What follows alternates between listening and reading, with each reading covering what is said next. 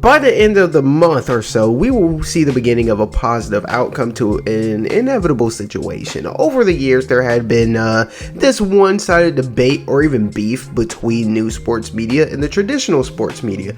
Basically, the trend goes a team on a sports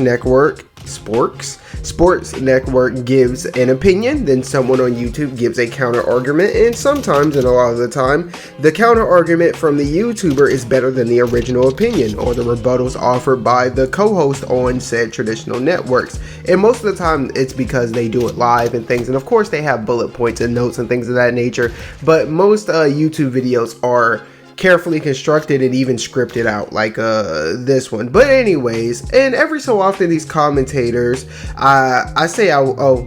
these commentators will say I wish I was there and to debate these guys. And up until now I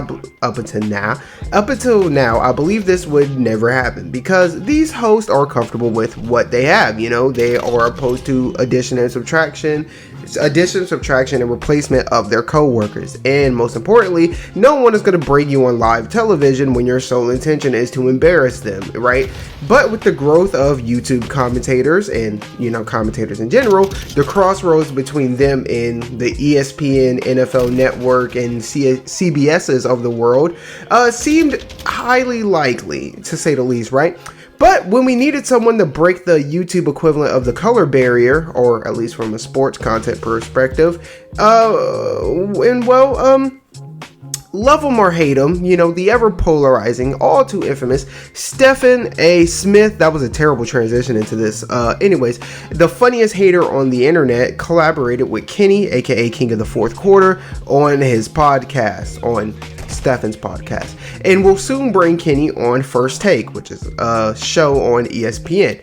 In addition to this, as you can see on the quote tweet from Brett Khollmann, he himself is going to be on First Take to discuss football related things. And while I'm sure these aren't the first YouTubers to be featured on a Power 5 network, they are one of the few, especially when it comes to getting, a dedicated segment, right? Or being a co-host on said section of the stream/show, right? And not only the positive experience that will I'm glad it's these two guys because I'm confident they will give First Take not only the positive experience that will impress the team behind First Take, but also give them the numbers bump that the higher ups will enjoy. Because a lot of times, just because the team likes you doesn't mean the motherfucker who owns the show likes you, because they, at the end of the day, gotta make money to keep this show going. Anyways, and in this tweet you can see that Stephen says he's open to give more creators a chance, which is very admirable, especially as a small YouTuber myself. But before I end this, I want to ask a question though. Was the success/professionalism and networking of these guys, of guys like Brett Khollmann and Kenny, the catalyst to this collaboration?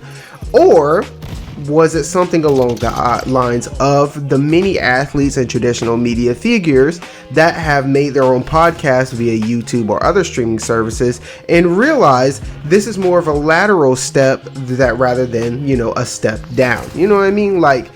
Before it kind of seemed like if you being on ESPN, a show like First Take, a show like Good Morning Football, right? Those were the step ups, being on these big networks, right?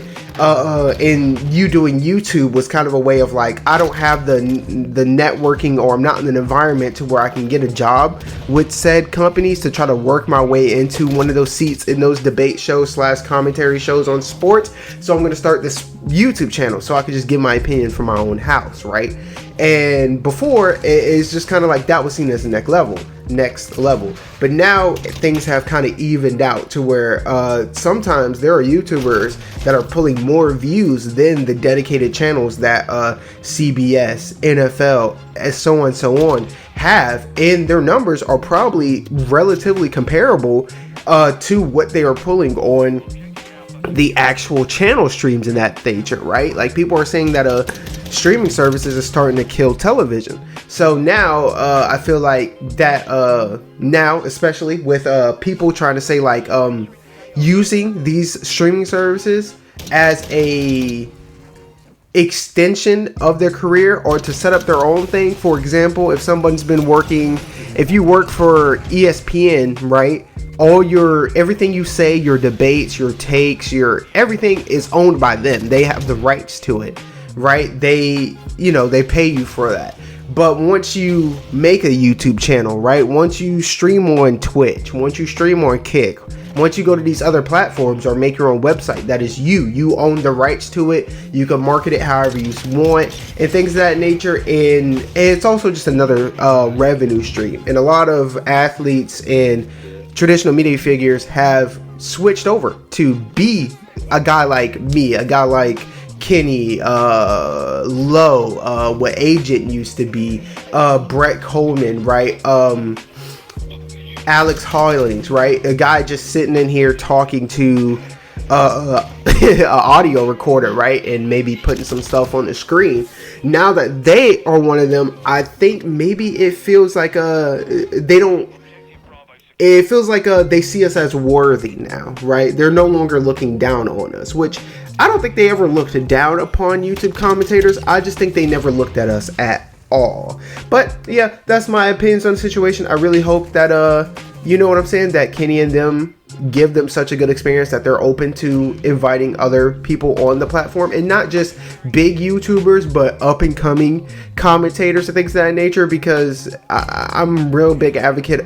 Don't put on somebody that's already on. Like, they're good with or without you. Help somebody who's really trying to make it out, right? It means more to a guy like me to give me an opportunity, right, where I'm working full time and really trying to make this work, not getting that many views, rather than somebody who gets 100K across all his channels on every video, right? A guy who's pulling 50, 10, 20, 30K in less than 24 hours, right? It means a lot more to us than them. But yeah, I'm going to end this on a positive note. This was really good news and things of that nature. I can't wait to see where this goes. But hey, this is Still Consciousness. If you're hearing my voice right now, you've done more than enough to keep the series going. I really appreciate it and things of that nature. And yeah, until we meet in the next video or the comments, remember, ain't we no man, because we know we up next. Sponsored by Atari. And joint will be hopping. The octopus said the same thing to Yoshi. It's about being patient, taking your moment. So snap out of it. You can't let a couple of losses blow you off course. You don't have to win now, just someday. Slow and steady wins the race, right? Well, it kills the octopus.